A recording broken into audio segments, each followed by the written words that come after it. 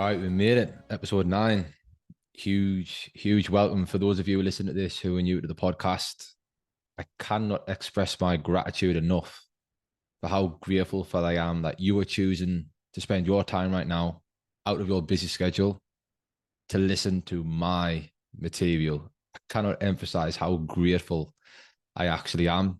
And it's crazy to see the domino effect of what's actually happening here as well. It just feels like everything's moving at such a rapid speed with all of this type of stuff. And I'm just so grateful for people like you choosing to listen to this and then even take it a step beyond that and actually share it as well. That's value, that's power, that's real power. So thank you very much for choosing to tune into my podcast. I really do appreciate it. For those of you who are new, welcome. I cannot open my arms warm enough to welcome you into here. And yeah, it's an exciting part of the journey. For those of you who are new, this is the Value Vault podcast where, as always, my intention with anything that I do, it's to provide value. It's to help you have that one shift in perspective, that one seed planted in your mind that can hopefully go on and just help you grow, help you change, help you evolve and become a better version of yourself. Today, what I want to get into is I want to get into sort of belief. I want to get into faith, whether that be faith in ourselves and or faith in something externally to us, whatever your God is. Now, one of the things which I have found as a commonality, the more I'm speaking to people and reflecting on my own journey, it's this tendency that we tend to have of disqualifying ourselves out of becoming somebody or out of achieving something with our method of thinking. We'll automatically disqualify ourselves from being able to elevate and achieve and accomplish and become great, achieve great things. Because what we'll find is the thought patterns that we are operating with, the stories that we are actually telling ourselves, about our abilities, and all these types of things. What we'll often find is we will automatically disqualify ourselves out of doing something, out of becoming somebody.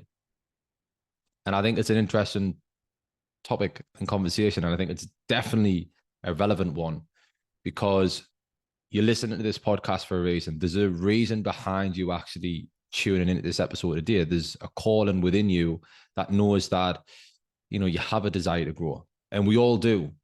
Some of us act on it, some of us don't. And if you listen to this, you're acting on that. Now, what you may or may not be aware of is that you might actually be automatically, consciously or unconsciously disqualifying yourself out of being able to go to this next level in your life. You're already at the point of awareness of where you know that you can be, do, and have more, and you're ready to be, do, and have more, but you're almost at a glass ceiling. You're feeling this incredible amount of resistance to take that next step, to take that next action. And what we'll find is if we just reverse engineer it, we're not taking action because we're feeling a certain way. We're either feeling like an imposter, we're feeling doubtful, we're feeling whatever that feeling is, which is ultimately a manifestation of the story that we're telling ourselves in our mind. And that may look like it's going to be painful. I'm not good enough. Fear of being rejected. Whatever it is, it affects our physiology, it affects our state, which ultimately, whatever feelings we feel, they manifest through the body as actions. And then what we'll find is we're now acting in alignment with the story. Because what we'll do, we'll act in a certain way, which creates a certain result and a certain experience, which then confirms the story that we're telling ourselves. And it's like, look, that's why. Yeah, but look, it's true. And it's like we find ourselves in this self-fueling cycle of sabotage because we'll tell a story that we're not good enough. We'll tell a story that it can't be done, that's too hard, it's too difficult. Whatever the story is, it puts us in a certain feeling, certain vibration, which feelings manifest through the body as actions, and it's our actions which create the results. And what we'll often do, we'll find ourselves in the trap of looking at the results that we have in our life and basing our thoughts and our beliefs off the current results that we've got. So we're constantly reaffirming and confirming the story, the victim story, that we can't do it, that it's too hard, that we're not good enough, that it never works out. And it's like, but yeah, but that's why I'm telling myself the story, because it never works. And it's like, when we understand, if we step back, when we actually create awareness and we have this level of understanding that it's because of the story that we're telling ourselves that the experience is happening. Because the way that you work is you have a servo mechanism inside of you, which is your brain and your nervous system. Those two things work together. It's called psycho-cybernetics. The way that a cybernetic mechanism works is, let's use a plane, for example.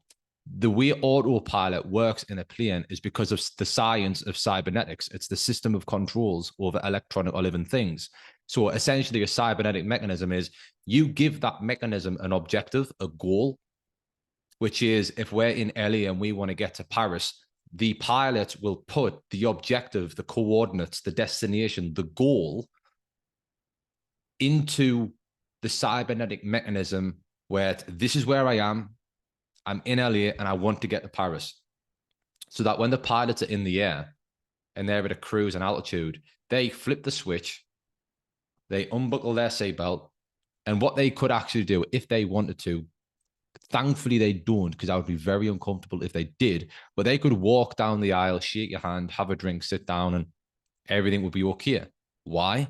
Because the cybernetic mechanism inside of that plane is controlling now that plane unconsciously, without the pilots needing to be in manual operation of that vehicle. The cybernetic mechanism is now going to guide that vehicle to the destination. And it does so based off negative feedback. So if it knows it wants to go to Paris, right, it will have the awareness to know where it currently is. Now, if turbulence comes along and it knocks the plane off course slightly, the plane will go a certain distance off course. There's a sensor inside of the plane that will sense that it's deviated from the objective, that it's went off course, it's went off track. And if it continues going off track, the objective isn't going to be met. It isn't going to be reached. What these mechanism, the cybernetic mechanism inside of the plane will then do, will send a coordinate of responses and signals to certain parts of the plane, to the engine speed, that will get altered, the flaps, that will be altered, and ultimately that plane will be brought back on course without the pilots intervening, so that ultimately it's back on track, and eventually it'll get itself to Paris. Same how a thermostat works. You know, the manual setting on a thermostat. You tell your thermostat, okay, I want 22 degrees to be the temperature of this home. So you set it to 22 degrees, the boiler fires up, the radiators get warm, the temperature gets to 22. The sensor inside of the cybernetic mechanism is like, yeah, okay, great, we're on course. So then, because we're in the UK, for those you in the UK listening to this, you know, you leave a window open, and because it's always -5 outside, the cold air comes in, the temperature in the room drops down to 18. What will then happen, without you needing to get up, to turn the boiler on or turn the thermostat up, is the cybernetic mechanism inside of the thermostat, it will sense that it's deviated. It'll sense that the temperature's dropped, that the objective isn't actually being met. Then what it's going to do is send the signal to the boiler to fire up, for the house to get warm, and the temperature will gradually rise back up to 22, and then it will shut off. That's how the manual thermostat works. I know we don't often think of it like that, but that's how it actually works. And that's why you don't need to get up and intervene. The thermostat does the job. So that's how a cybernetic mechanism works. Now, we have a cybernetic mechanism inside of us, which is the brain and the nervous system. And it's the story that we're telling ourselves. It's the self-image that we have of ourselves, of our abilities, of our skills, of our worthiness, of our life and capabilities. The story in which we are telling ourselves and about our life, repeated over and over again, forms what's commonly known as an identity. It's a self-image. It's the image in which you are holding about yourself, which you reaffirm with the thoughts that you were thinking and the stories that you were telling yourself. So what happens is when you are thinking the thoughts that you were thinking and you are telling yourself the story that you were constantly telling yourself, and you are viewing yourself the way that you were viewing yourself and your life, that is the information that you were given to your cybernetic mechanism. Now, remember the cybernetic mechanism, its goal is to achieve the objectives that you give it. So if your objective that you are giving it is that you aren't good enough, that you can't do it, that you can't become somebody's great, that life is always happening to me, nothing ever goes my way, my relationships always end up in disaster, I am depressed, all of these things, whatever it is, good or bad, whatever you were giving yourself, the servo mechanism, which is your brain and nervous system, is going to be like, okay, great, that's what we're achieving today.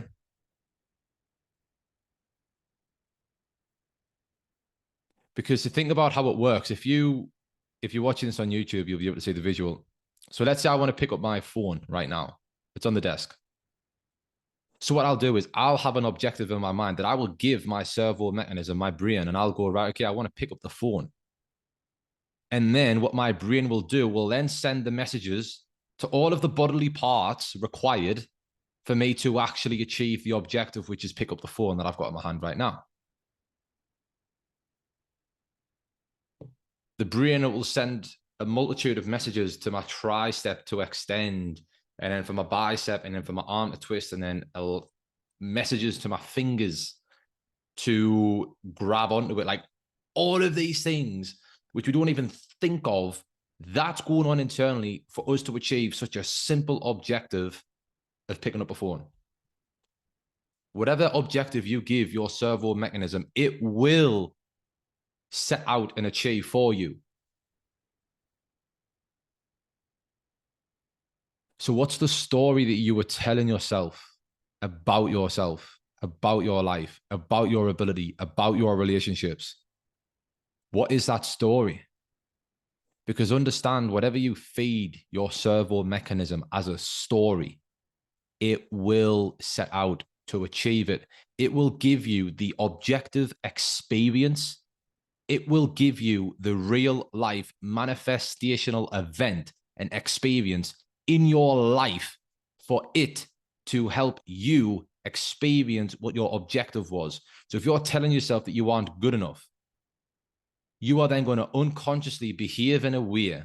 It's going to, first off, that story is going to affect your physiology. It's going to affect your state. You're going to feel a certain way because of that story, which then that's going to dictate and influence your behavior. So then what you'll do is you'll start behaving in a way which ultimately creates an experience, creates a result, which then will back up and prove and validate and affirm that story that's in your head. And you will start having life experiences which actually confirm the story that you were telling yourself. So that story that you were playing in your mind, whether that be about your relationships, whether that be about your abilities, your talents, your worthiness, about the quality of your life, you know, whatever that story is, it probably is true. It probably is true. You would probably be able to actually affirm it and prove it to be true. You'd be able to probably point to a life experience where it's like, no, well, look, that happened, so it is true. But this is why it's so important for us to get awareness. You know, the Bible said, in all we're getting, get awareness. Get awareness of what? Get awareness of this. Get awareness of the fact that the story that you were telling yourself is the reason why that experience actually happened in the first place.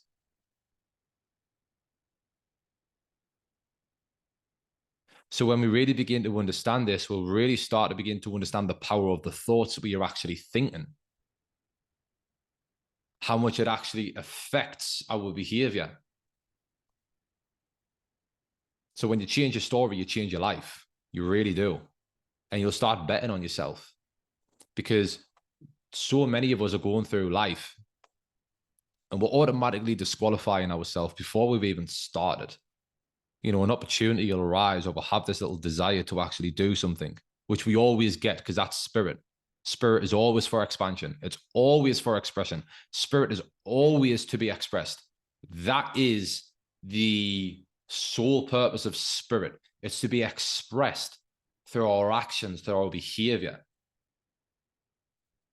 But what will happen is we'll tell ourselves a disempowering story, which suppresses spirit, which then puts us in a certain vibration, which is a feeling, which ultimately influences and affects our behavior, which then ultimately creates a result, creates an experience, which will then observe and then allow that observation of this experience to dictate our thinking, which will likely be a thought or a story of a disempowering belief, often an affirmation of the same story that we've been telling ourselves, which then affects our physiology and our state, has us feeling a certain feeling, will now behave the way that we were behaving again, which then what we'll find is we'll have the same result, we'll think the same thoughts, we'll then feel the same feelings, we'll then act the same way and get the same result. And then we find ourselves in this trap, in this cycle of creating this doom fulfilling loop of living, if we want to call it that. So at some point, if we want what we are experiencing in our life to change,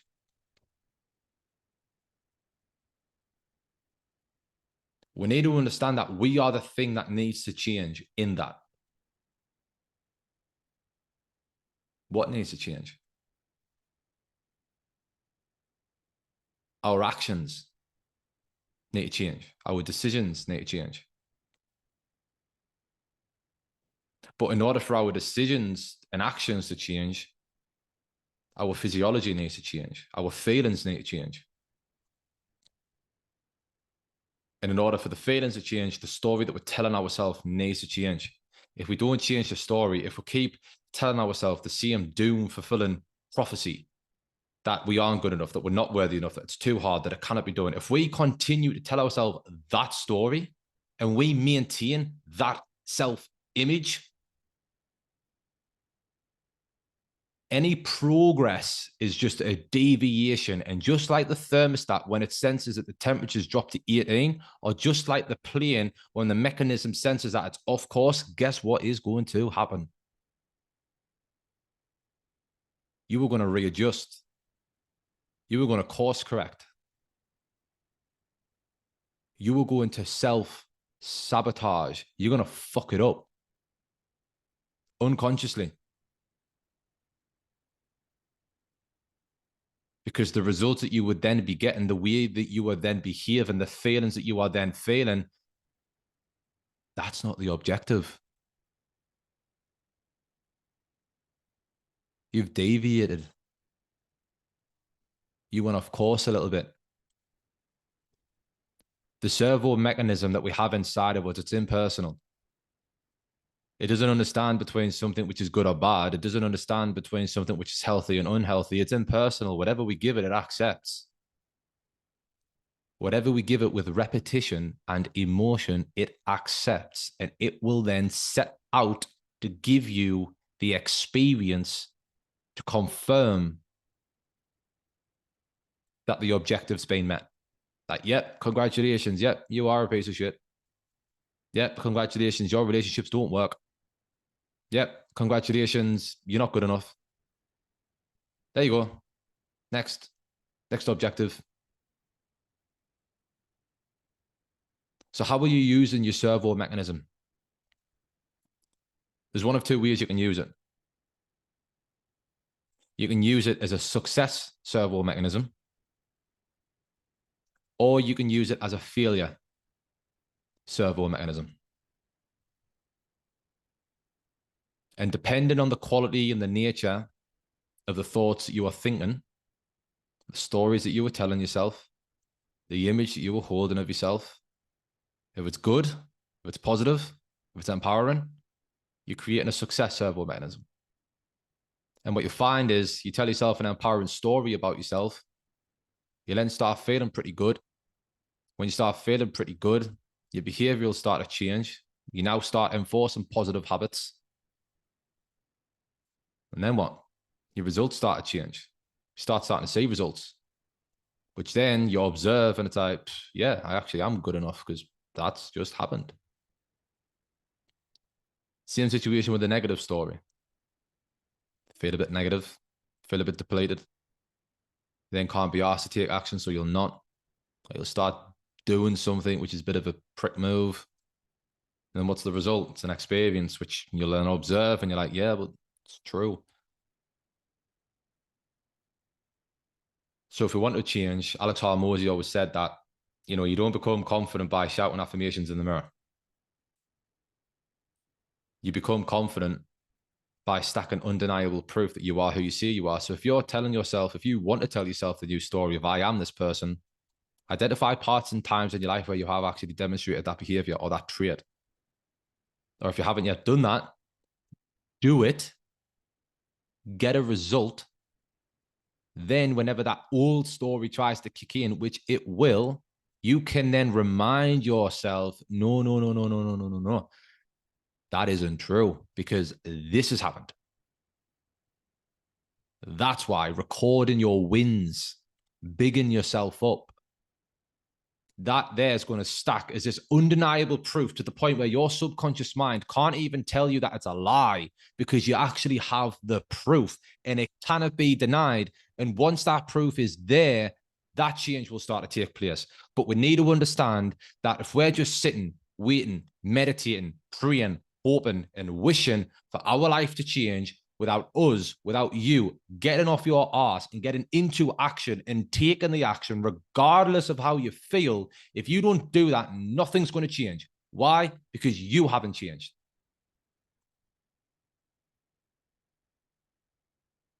And there's something that's telling me inside of you, because you are listening to this podcast, because you are on my Instagram, because you have made it this far into the program and you are still listening, something is telling me that inside of you, you have this calling that you want to become greater, that you want to achieve more. And why is that? Because that's in your spiritual DNA to grow, to evolve, to accomplish, to become great. That's the Holy Spirit. That's what it's there for. That's why you feel it. And to the degree in which you suffocate and suppress your inner goals, dreams, and desires is to the degree in which you will suffer. So if you find yourself in a point right now in your life where you are experiencing suffering, when you are experiencing frustration, when you are experiencing the overwhelm, ask yourself, am I actually expressing myself to the fullest degree that I know that I can be? Or am I holding back? And every time in my life where I experience those emotions, it's because I'm holding myself back. I'm keeping something in. I'm not expressing. I'm suppressing. And spirit isn't to be suppressed. Remember, to the degree in which you suppress your goals, dreams, and desires is to the degree in which you will suffer.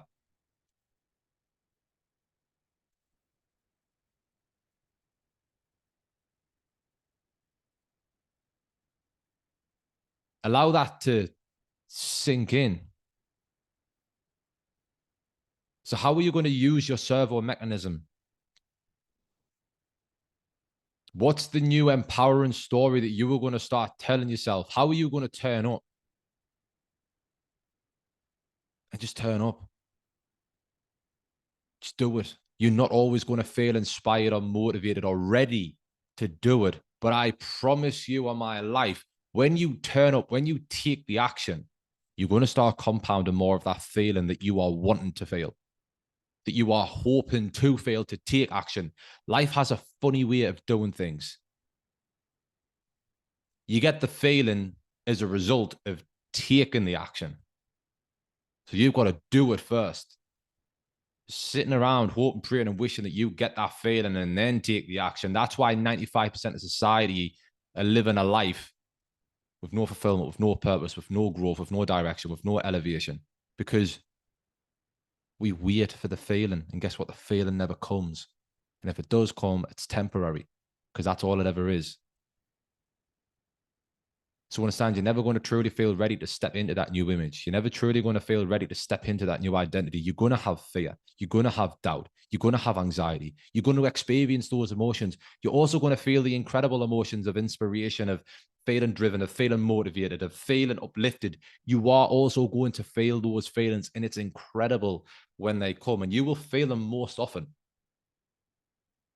But you will also feel doubt. You will also feel fear. You will also feel worry. You will also feel frustration and stress and overwhelm and anxiety. You will feel those feelings because those are a part of the human experience. And you can't have one without the other. Welcome to life. Welcome to the pendulum. You are well and truly on the pendulum. If you don't want to experience the emotions of life, I highly suggest you get a robe, you shave your hair off, you go to the nearest mountain, and you chant for the next 24 hours, 24/7, 365 for the rest of your remaining years. If you don't want to do that, you got to pull up your socks. You got to tap into the inner warrior within you, and you've got to get out there, experience, live, gain the wisdom, perfect your craft, sharpen your tools, step into your greatness, and understand that self-mastery, it isn't a destination that you arrive to and you're at that point of I am here. It's an ongoing journey. It's an ongoing journey. So please give yourself permission to start counting yourself in, to no longer disqualify yourself with your own thoughts and stories.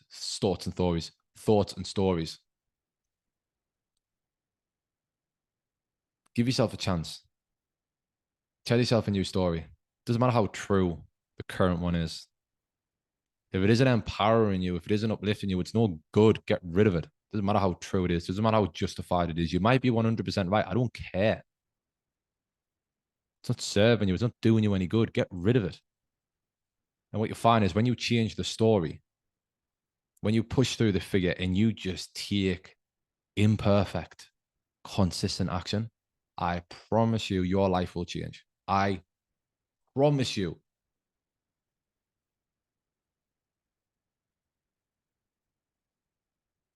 So do it. You owe it to yourself. You owe it to the world. You owe it to that person who's looking up to you, who's observing you from a distance. You owe it to them. You owe it to your family. You owe it to the generations to come. You owe it. The world need it. Stop being selfish. Stop just thinking about yourself and your feelings. There's a world that needs to see you display your self-mastery, to see you expressing your inner genius and your creative mastery and beauty. The world needs to see it. We live in a day and age where it's needed. So it's up to you whether you're going to do it or not. I hope that you do. And if you do feel like there's been a moment in this episode where it's caused you to think a certain way or have that light bulb moment, please share it.